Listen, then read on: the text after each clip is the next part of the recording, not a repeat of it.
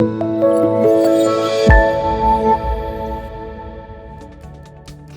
guys, my name is Joel Williams. I'm a personal injury and wrongful death attorney in Georgia, and today I want to talk to you about what you need to know to get ready for your deposition in a civil lawsuit.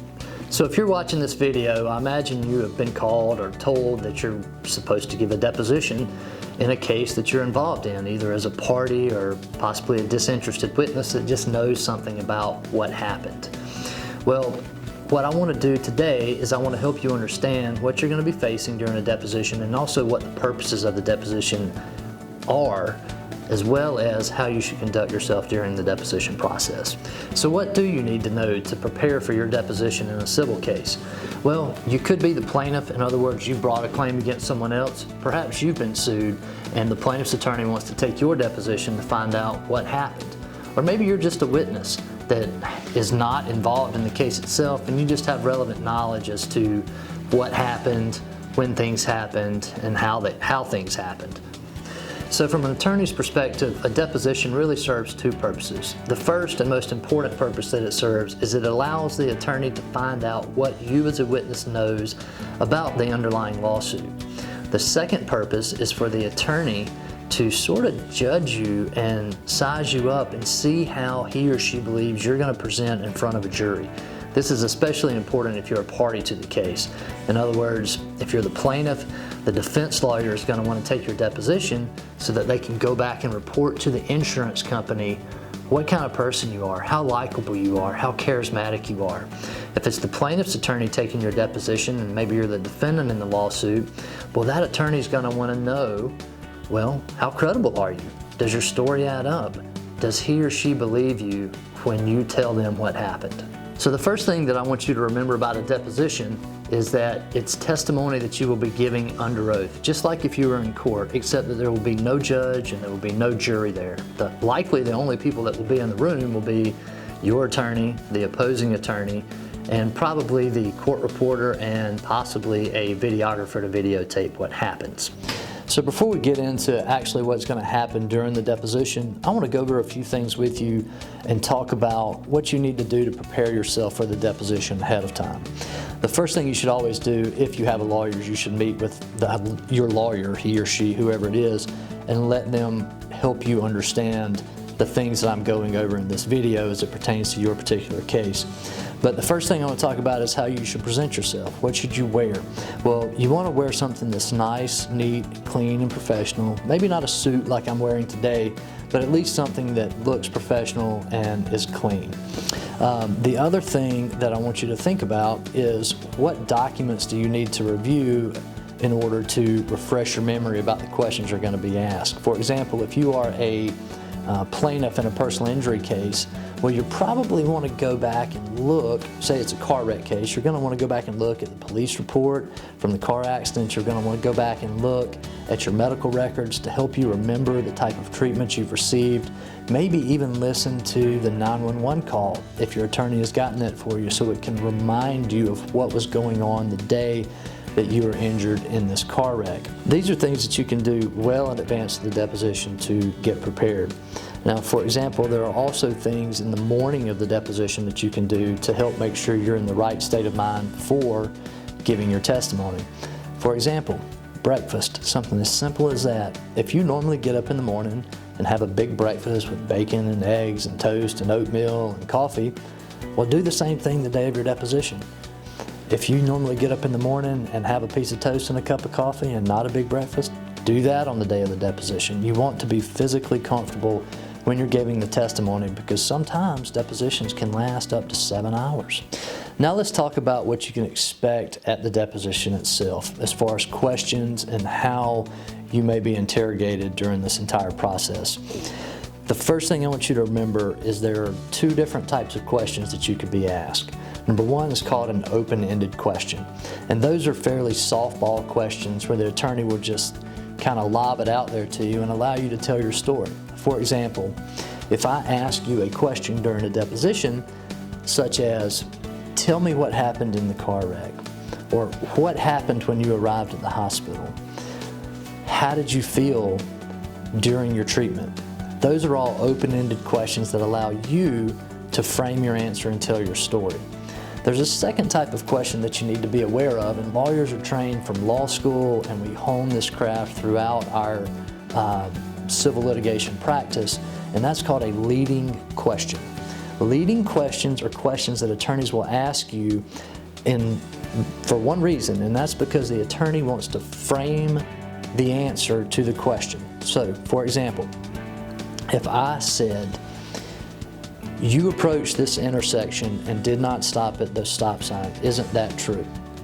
That question calls for a yes or no answer. There's no leeway. Either it's true or it's not true.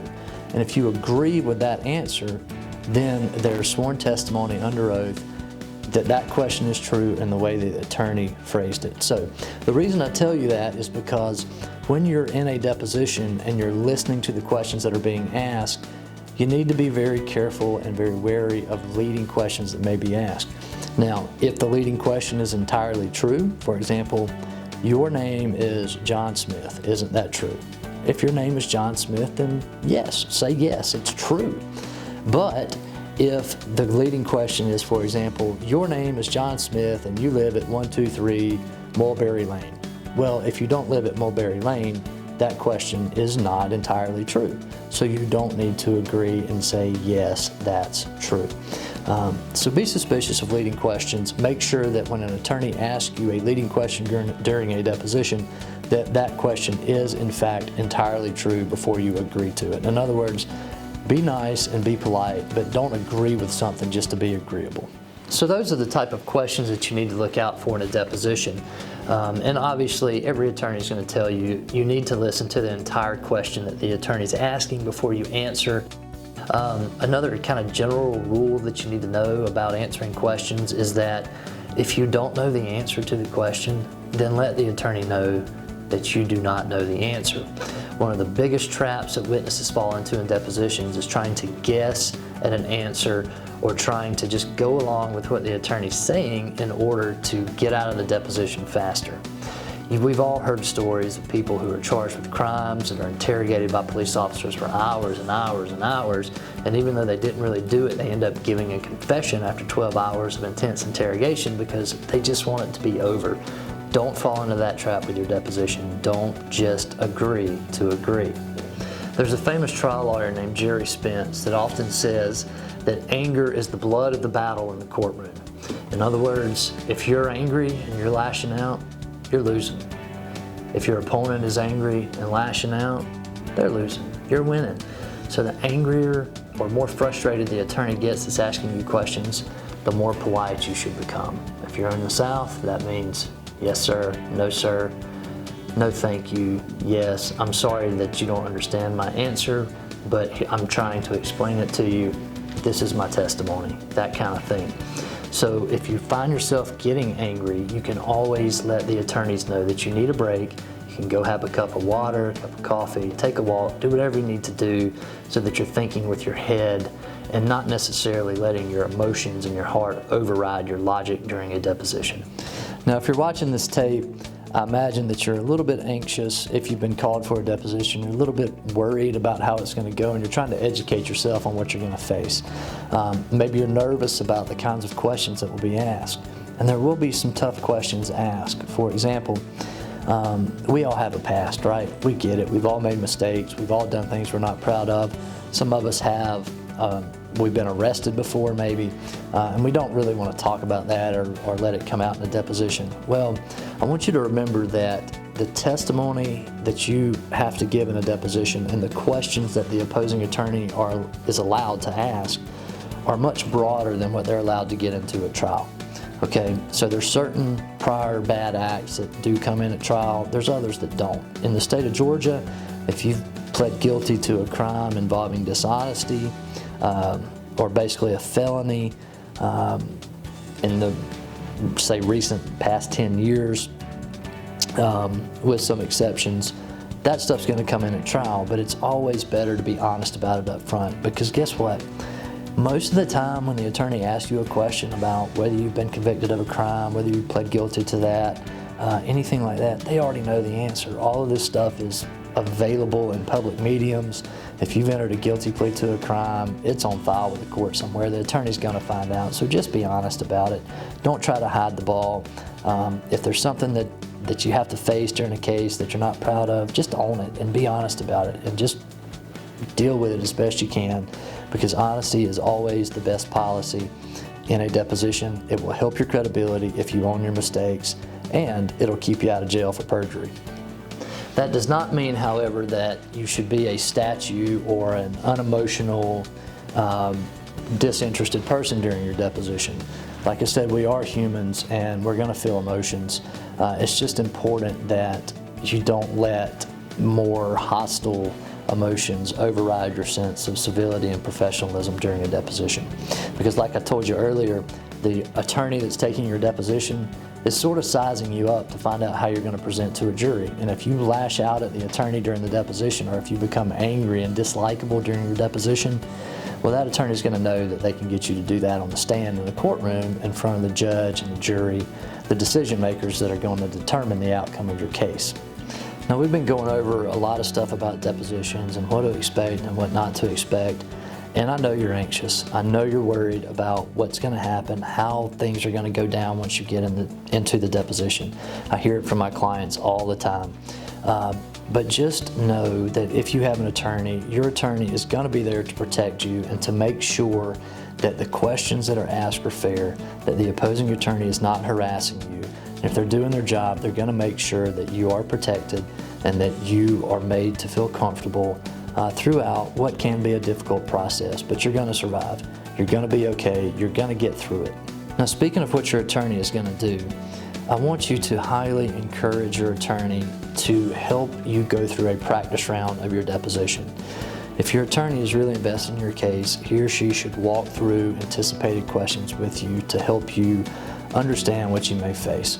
Now, if your attorney tries to tell you what to say in response to an answer, you should probably consider firing that attorney, because that is completely unethical to encourage you to give dishonest testimony or say something other than the truth. Now, telling you what to say is different than helping you understand how to phrase your answer. Okay, so the truth is the truth, but the truth can be conveyed in different ways. So your attorney always should help you understand how to convey your message and how to do it in a way that's effective, but they should absolutely, under no circumstances, ever encourage you to tell anything but the truth.